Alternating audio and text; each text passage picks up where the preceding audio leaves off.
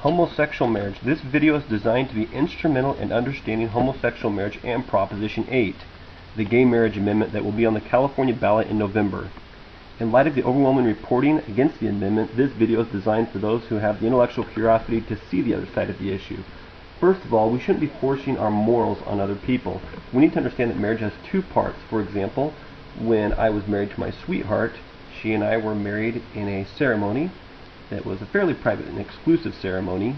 There was no government officials there. There was no intrusion from anybody that didn't want to be there or that our church would have forbidden to be there.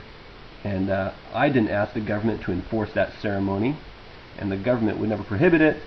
It was personal, it was private, and it was completely separate from anything that the government is involved with.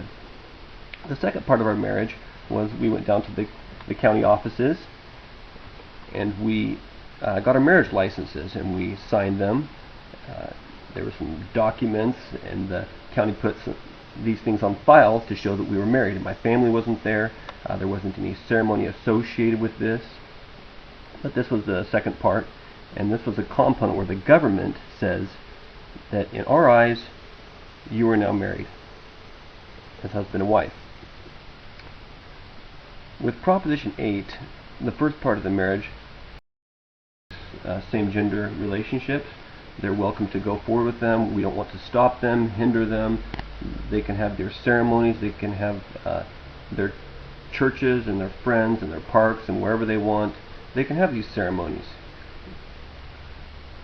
But as far as forcing their morals on everybody else and saying we will use the power and the teeth and the force that government can impose upon other people who disagree with us, we can now force you to adhere to the way that we want you to think according to our morals. And unfortunately, this is the step that the homosexual movement has taken to try and force their morals on other people. Those of us who are in favor of Proposition 8, we feel like the government should stay out of this. That people should have their own morals that are private and personal to them without forcing them on other people.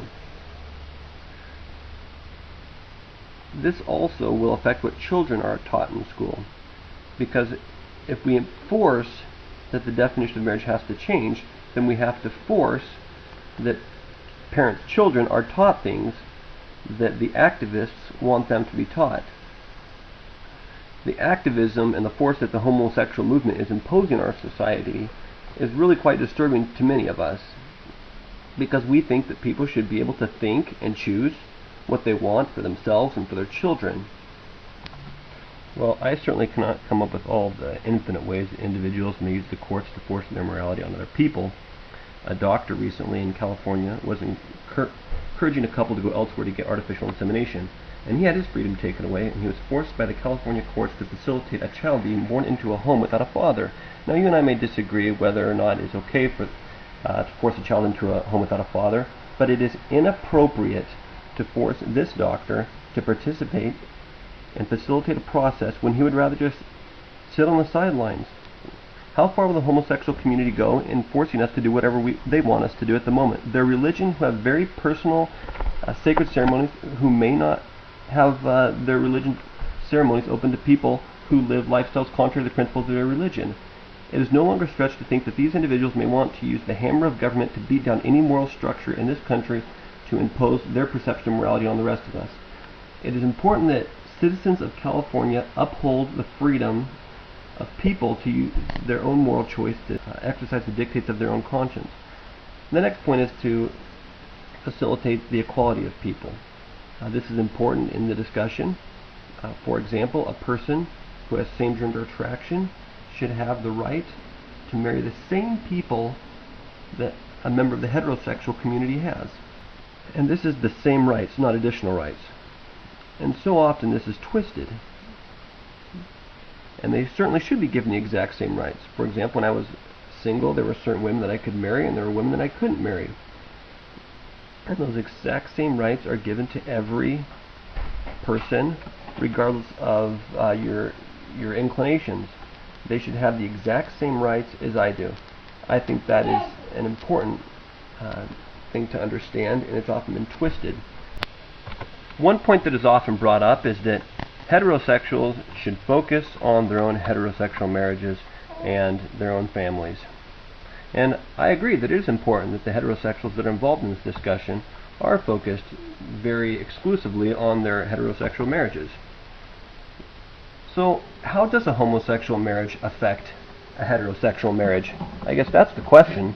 We might say, well, they're totally distinct, and the homosexual marriage doesn't affect the heterosexual marriage. It also, why even get involved? Take, for example, a student graduated from Harvard.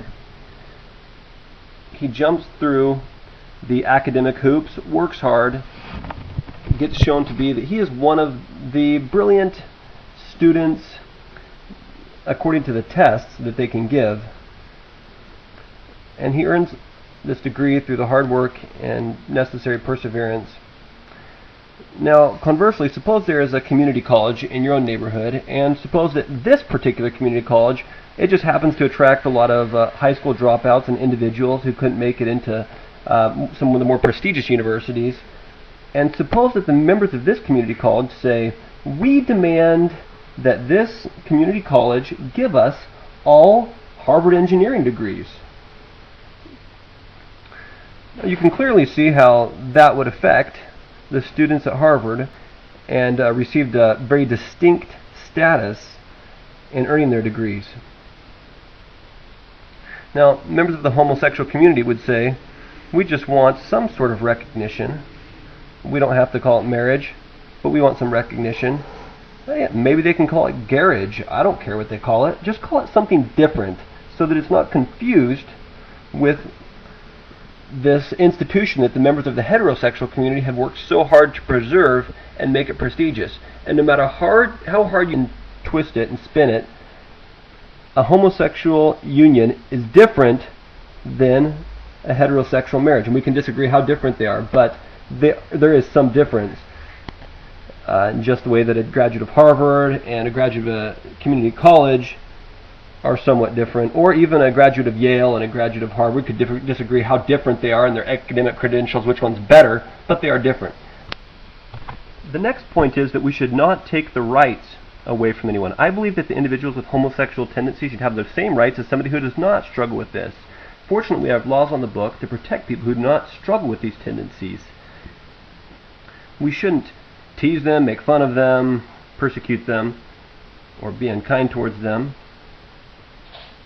People who struggle with these tendencies should be respected as fellow human beings, children of God, depending on your religious beliefs, and they certainly should be given our respect, and the law should give them the same respect and the same rights and protection as somebody who does not struggle with homosexuality. I've found virtually universal agreement on this principle among the hetero and homosexual community. And this, of course, has been somewhat twisted in discussions that you'll hear on this. The final point I'd like to bring up is the importance of children. It is important to associate marriage with children.